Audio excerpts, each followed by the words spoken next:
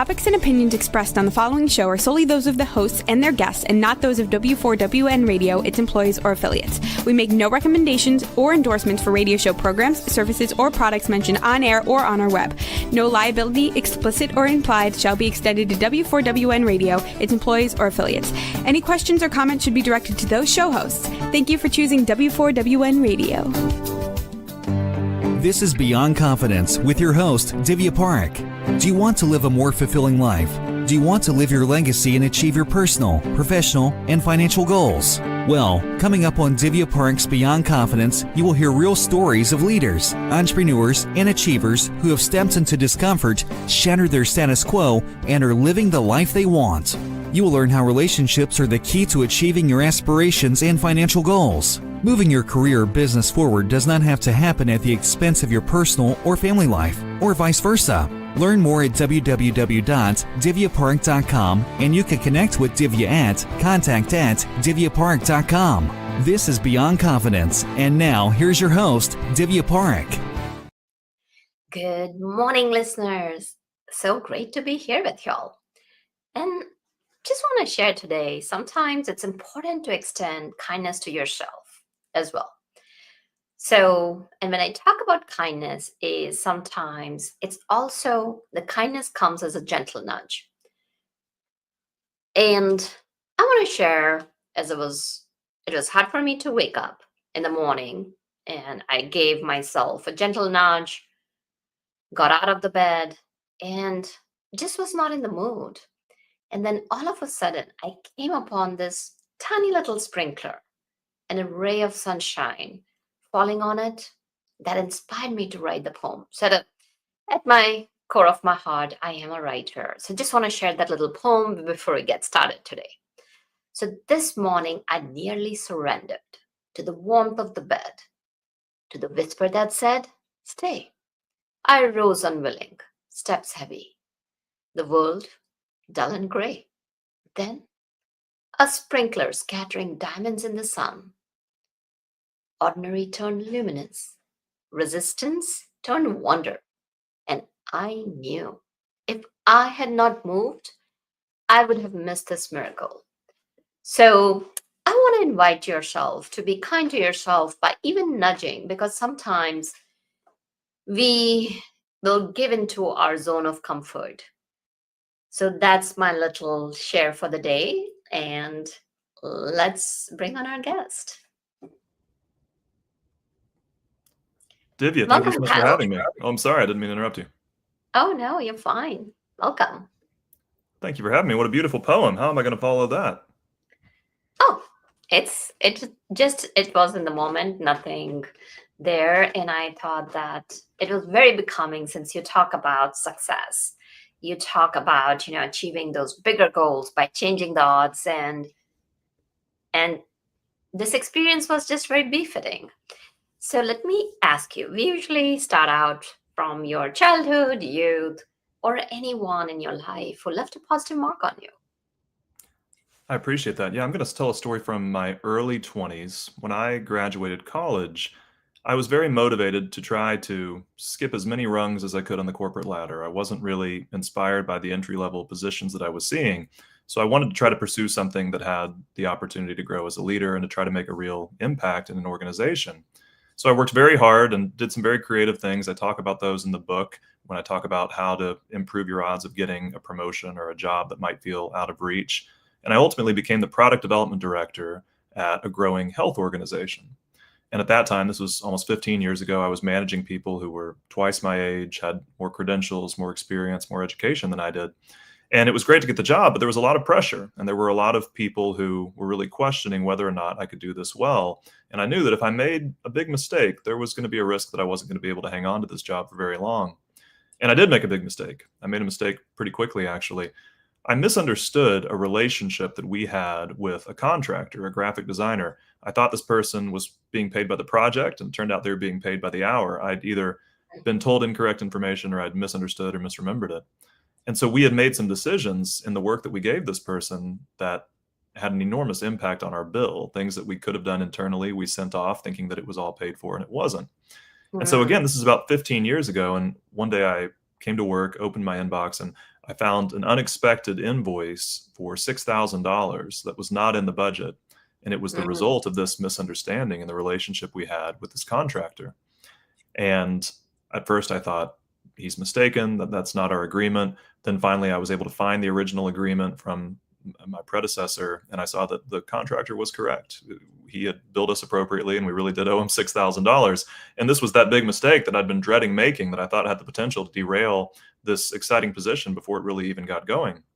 And so I Mm. had to face the music, and I walked through the halls to the CFO's office. I reported directly to the CFO, and Mhm. I knocked on the door. He was sitting there on the computer. He turned around. He said, "What's going on?"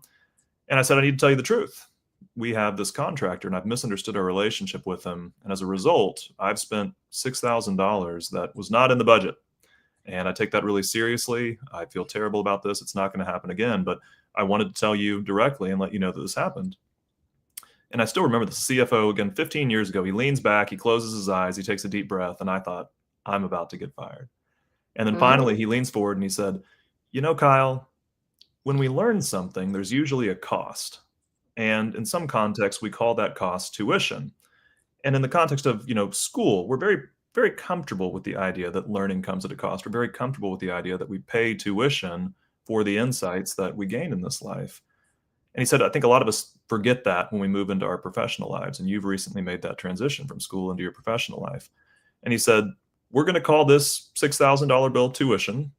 And the tuition is go find all of the agreements that your predecessor entered into, read them, and do your best to abide by those terms. And then he just turned back around and went back to work. And I, Mm. okay. And so I went back and I did exactly that. And it was a helpful lesson for me, both in the context of doing some homework to not make any assumptions about the terms of these different agreements that we had, but also this idea that learning comes at a cost, that we can call that tuition, and that when we are comfortable with the idea that we're typically going to pay some form of tuition or other in order to learn the things that we need to succeed in life, it can help us, have the confidence to take risks and to experiment and to do the things that will ultimately make us better tomorrow. Yes, that's a beautiful story. And it's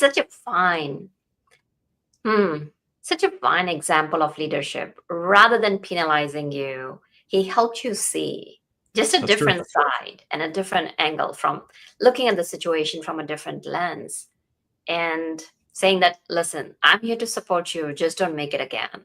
And he also gave you the path to that. So I love that story. Thank you for sharing it.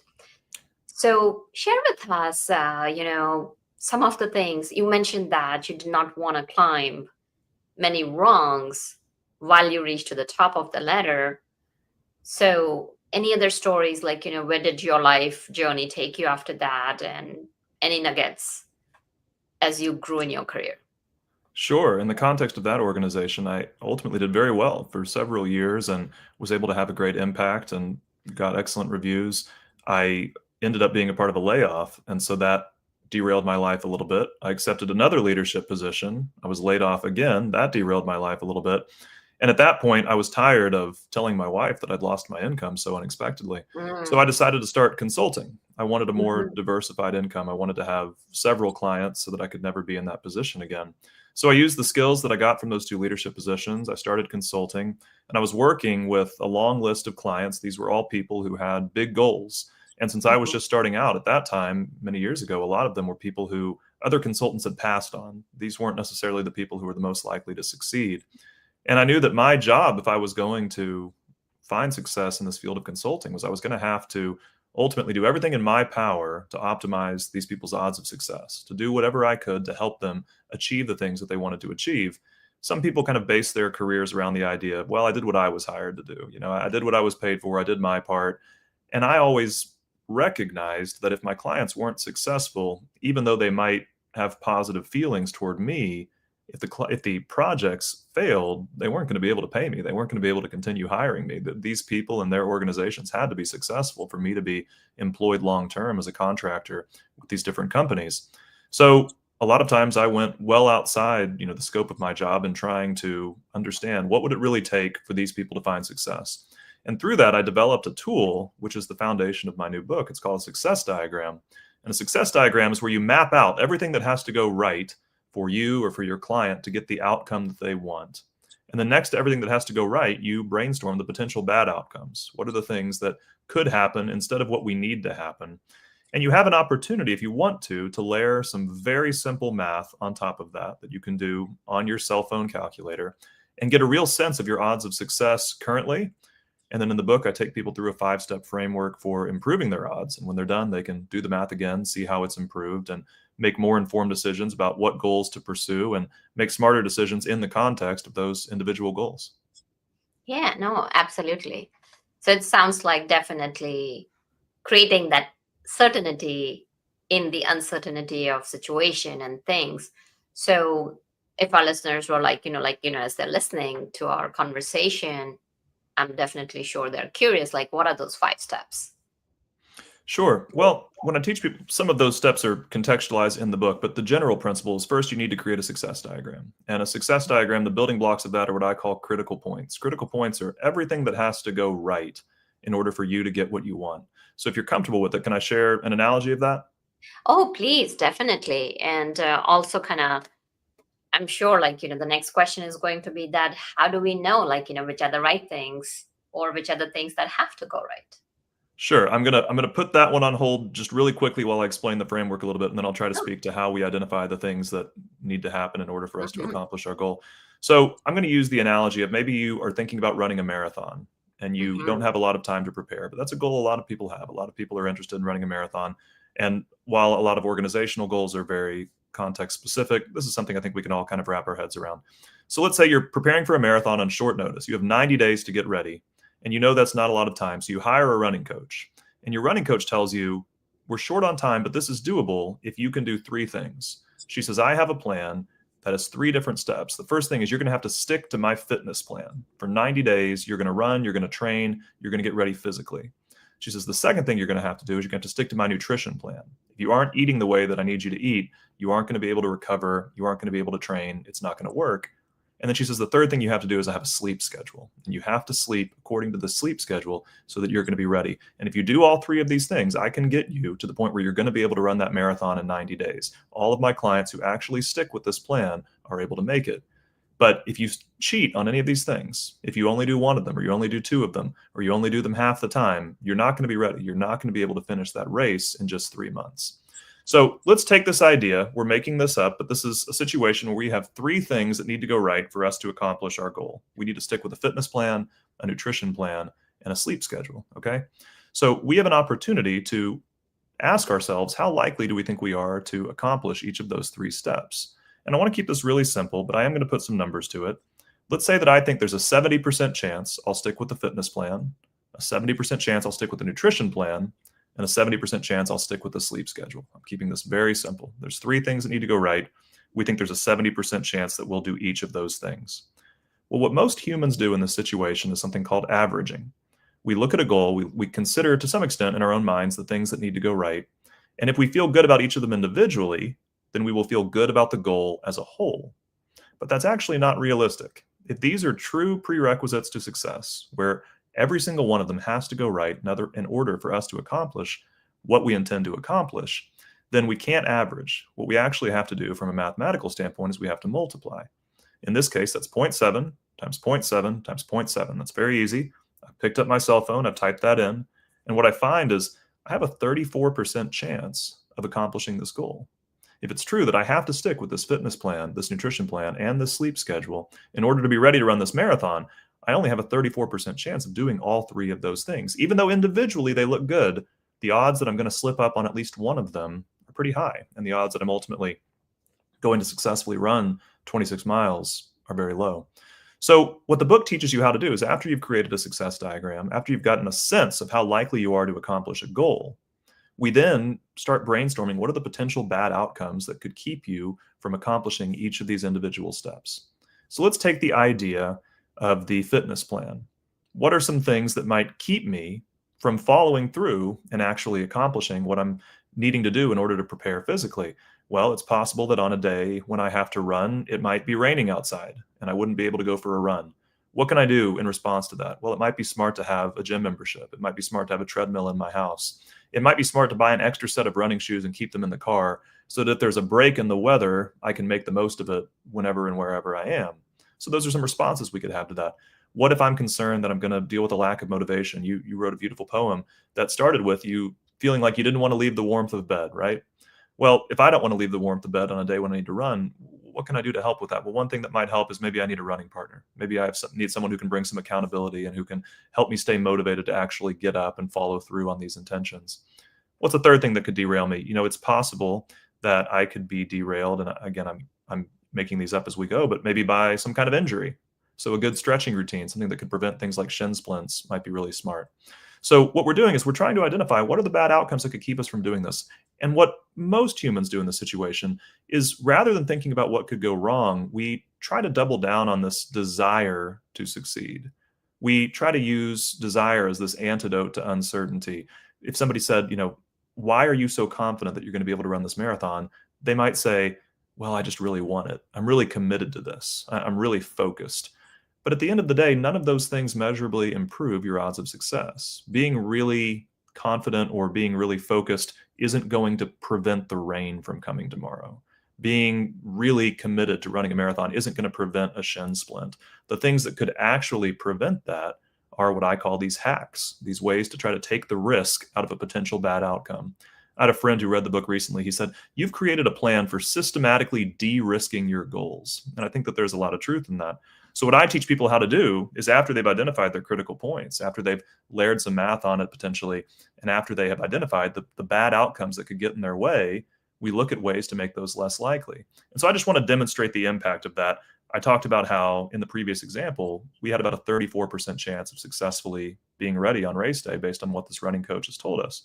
So let's change the numbers. Let's say that after creating all of these contingency plans, after buying the extra set of running shoes, after getting the gym membership, after finding a running partner, after initiating the stretching routine, and being similarly intentional with the idea of a nutrition plan, with the idea of a sleep schedule, let's say that after that, we are convinced that there's a 90% chance we'll follow through from a fitness point of view, and a 90% chance we'll follow through from a nutrition point of view, a 90% chance we'll follow through from a sleep point of view. Well, if we multiply that out, we find that we now have a 73% chance of ultimately being ready on race day. So we went from a 34% chance of success to a 73% chance of success. And we did that by diagramming what had to go right, being honest with ourselves about what could potentially go wrong, and using our creativity to, as my friend says, systematically de-risk this goal. And in doing so, we took something that was a predicted failure and we turned it into a predicted success. Does a 73% chance guarantee that you're going to follow through on all of these things? It doesn't guarantee it, but we've dramatically changed our odds. Over the course of a single goal, that can change your outcome. Over the course of many goals, that can change your career. And over the course of a lifetime of goals, that can change your legacy. Oh, that was beautiful. Because what I'm hearing, Kyle, is that, okay, here's what you want. Here's the outcomes. Like, you talked about like in marathon in 90 days, you have your outcomes, and then what obstacles can get in the way. And now you have these obstacles, the potentials that could go wrong, that could happen, and you've got a plan into place. And that is such a beautiful way to have that, because now you're removing the uncertainty. And when you remove the uncertainty, it takes the fear out of the equation.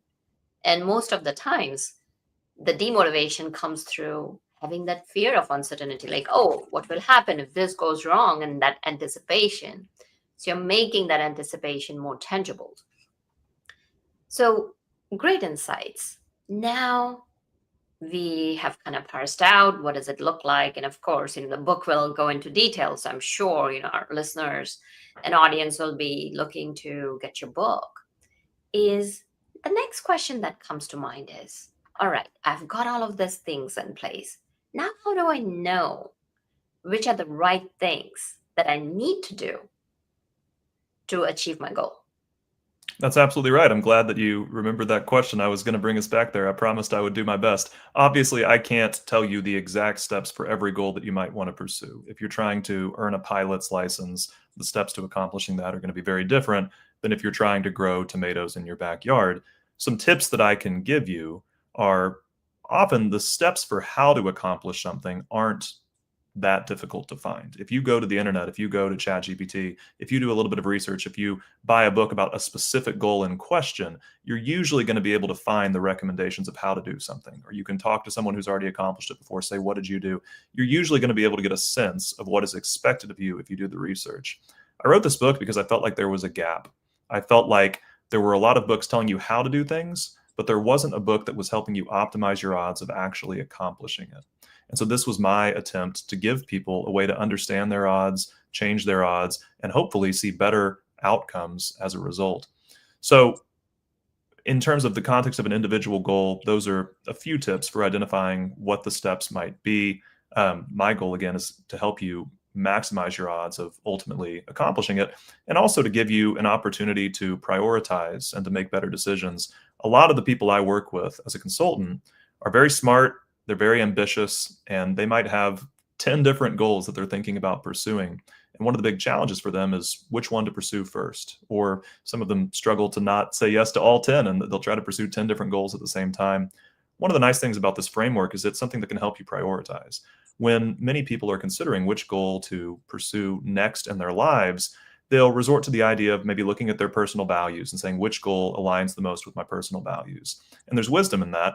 Some people will look at which goal might make the most things possible in the future, sort of an order of operations. There's a lot of wisdom in that. I talk about both of those things in the book, but the reason I think both of those frameworks are incomplete is they don't take into account your odds of success.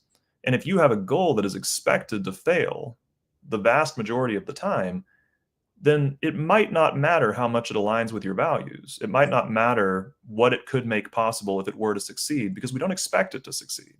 And so when you have a framework like this, you can take the different goals that you're considering, you can create a success diagram, get a bird's eye view of what's going to have to go right in order to actually accomplish these things. And then you can make more intentional decisions. You can, in the context of knowing which goals actually are expected to succeed, stop and say, which one aligns the most with my values? Stop and say, which one would make the most things possible in the future? You can also make smarter decisions in the context of an individual goal. When you've mapped out the steps that have to go right, we used the example of running a marathon earlier. Those were 3 things that were being done concurrently. You needed to follow the fitness routine, the nutrition routine, and the sleep routine for the full 90 days. So that's a little bit different. But many goals are step by step.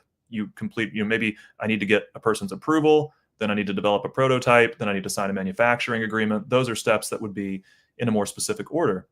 What you can find is that when you identify a low probability step along the path to success, sometimes it's very wise to put that at the beginning of your goal. It might not be the way you would have done it otherwise, but if there's a big risk of the project failing on step 7 of 10, something that might theoretically be a few months out, if you can find some way to attack that now, then if it's successful, you're going to have dramatically improved your odds of success. If it is not successful, you're going to have failed fast. You're going to have learned that this is a goal that isn't going to pan out the way you wanted to, or at least not through this path, much earlier in the process, before you've invested all the time and resources to get to that. So by front loading these lower or higher risk steps that have a lower chance of succeeding and moving the goal forward, you again have an opportunity to avoid a lot of potentially unnecessary costs, to try more goals. And one of the things we talk about in the book in the first chapter is that repeated attempts can be very powerful. If I have a 10% chance of accomplishing something, that doesn't mean I can't accomplish it. It means that over the course of 10 attempts, we expect me to succeed 9 times and fail 1 time. And one of the keys to being able to try several times is making sure that no one failure completely derails you forever. And the sooner in the process that you can fail when it's going to happen, the better off you'll be. No, some very powerful insights over there.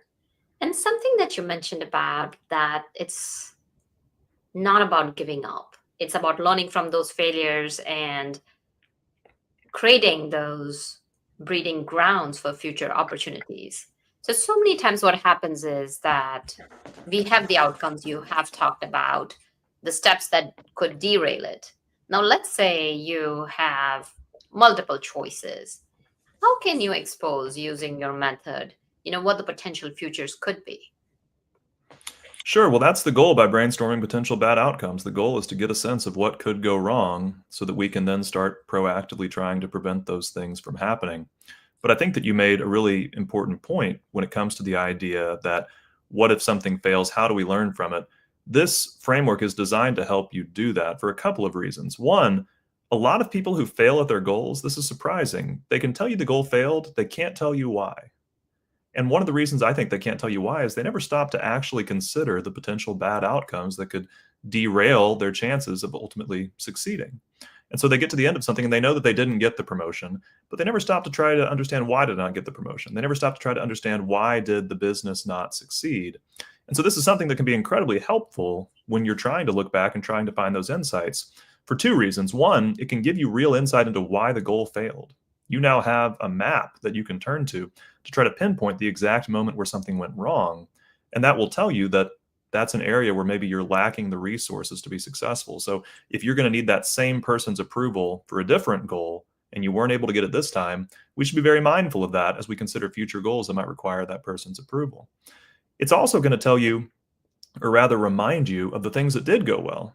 It's going to show you the steps that you did accomplish. It's going to show you the steps that you took to minimize the risk with each one of those steps by attacking those potential bad outcomes. And so in doing that, you're now going to have a lot of strategies that you can apply to a future goal. If you are going to need, we've made up the idea of a working prototype and a future goal. Well, everything that you apply to this situation, you now have a document. You now have a record that shows the actions you took and how they panned out when it came to that step in your process. So if you encounter another goal that has a similar prerequisite to success, a similar step that you have to accomplish, you can often repurpose the things that you've learned from these past projects. So by living more intentionally, it's easier to spot the insights as they come to us. And I think that these insights are all around us every day. It's just a matter of seeing them. You said that it's a matter of seeing them. And that's the piece. That so many times what happens is that people don't have the awareness. People are so caught up in the loop and then they're stuck and like going through that spiral. What are some of the ways to bring people out of that? Tell me more about the spiral specifically. To bring them out of what spiral?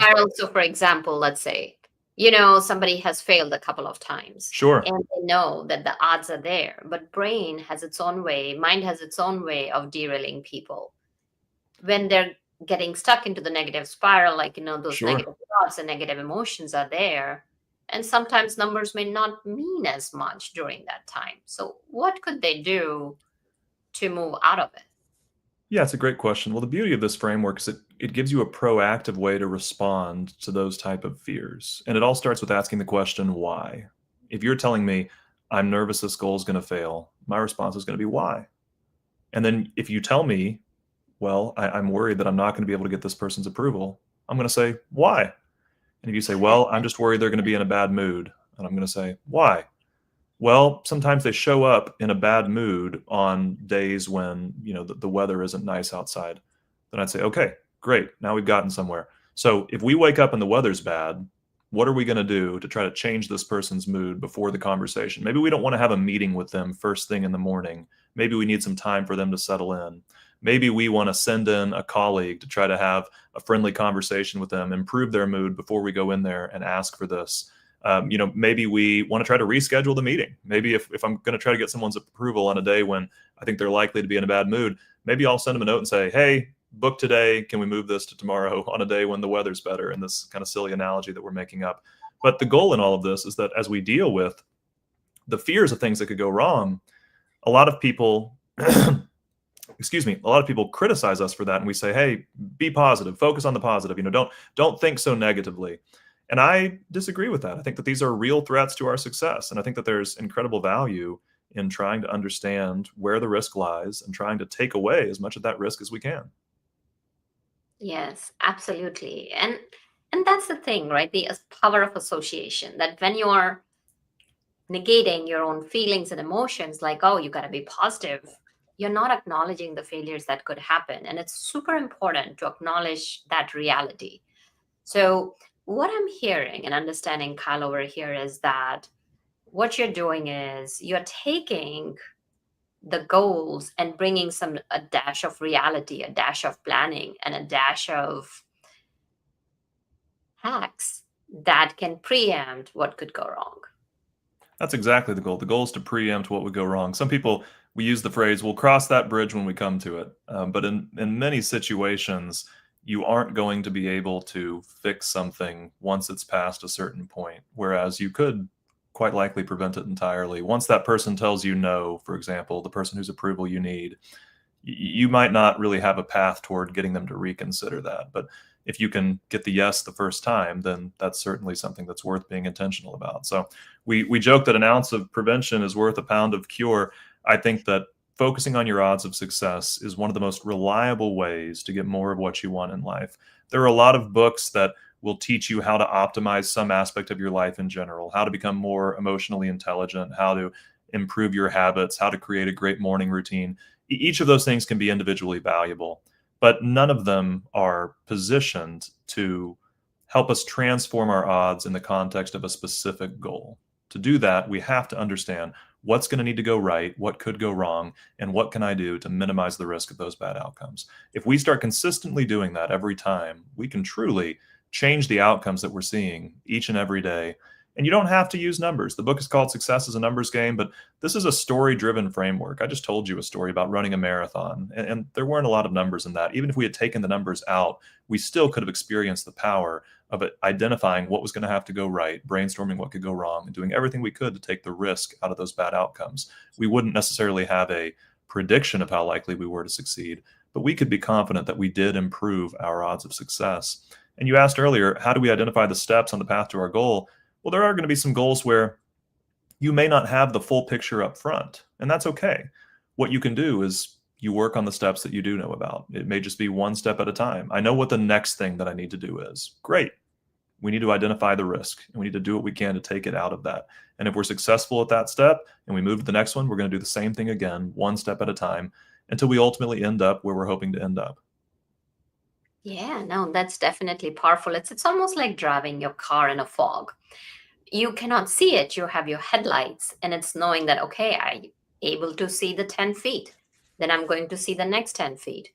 And one thing I do want to come back on is when you talked about getting the approval of someone or having that opportunity to get the buy-in from your stakeholders. So it's important to build the relationships that if you know where you're going, you gotta collect some of these buy-ins. You gotta have influence on these people. So as you're thinking it through, you can even kind of go and do a deeper dive that, okay, what's in it for them? What's in it for you? And looking at it from, different lenses of like the personal lens and organizational lens and the relational lens. When you do that, that relationship will take you long ways. And going back to what you said is like, it's again, what could go wrong? So if you are anticipating that, then even the human factor is captured in that. That's absolutely right. In the book, I sometimes call that passive probability hacking. If I know what's going to have to go right in the future for me to accomplish a goal that I'm actively pursuing, or maybe a goal that I'm just thinking about, I can start living my life today looking for ways to change my odds of success. So if there's a potential goal that I'm considering that's going to involve a certain person's approval, I can start investing in that relationship now in preparation for the possibility that someday I'll need it, whether on a goal that I'm actively pursuing or one that I'm just considering. So when you have a sense of what you want to accomplish in life and of what it's going to actually take, you can start collecting assets and advantages kind of in the same way that, you might go on an Easter egg hunt. You pick up the egg, you put it in your basket, and then you'll open up the eggs later. I find that accomplishing our goals can be a lot like that when we have a map of where we're headed. And that's what a success diagram is intended to be. It's been very helpful for my clients. It allowed me to empower them to accomplish things that nobody thought they were going to accomplish. And that's what changed my consulting career, was people succeeding who no one really expected to succeed. And they said, what's their secret advantage? How are they doing this? Well, I was doing everything I could to take the risk out of their goals. And that led to some exciting opportunities writing for Harvard Business Review and Forbes and Psychology Today and the Boston Globe, a host of other places.